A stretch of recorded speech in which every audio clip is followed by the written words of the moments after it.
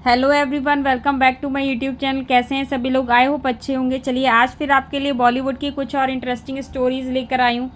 I hope आपको पसंद है। बिना शादी के भरती रही मांग, 6 अफेयर के बाद भी नहीं मिला मनचाहा प्यार। एक्ट्रेस की अधूरी है लव स्टोरी। एक्ट्रेस बचपन में पिता के प्यार से महरूम रही।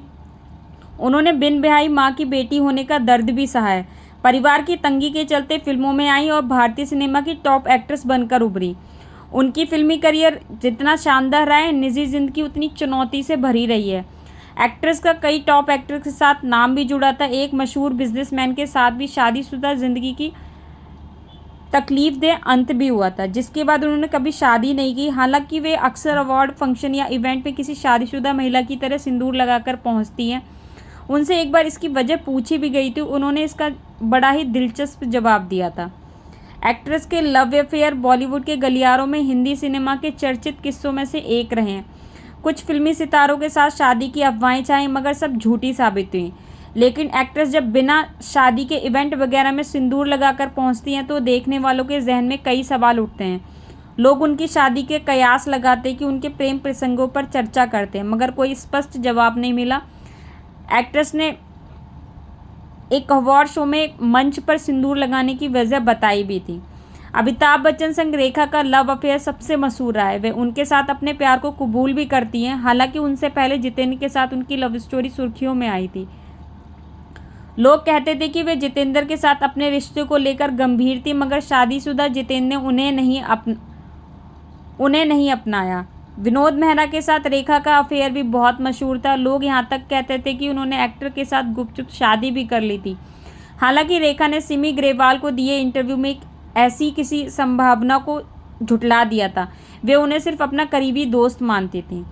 विनोद मेहरा के करीबी दोस्त और एक्टर किरण कुमार के साथ भी रेखा का नाम जुड़ा था, लेकिन ये रिश्ता कुछ वक्त तक ही टिक पाया था। बता दें कि किरण कुमार एक्टर जीवन के बेटे हैं, जिन्होंने 50 से 80 के दशक तक फिल्मों में विलन के कई रोल निभाए थे।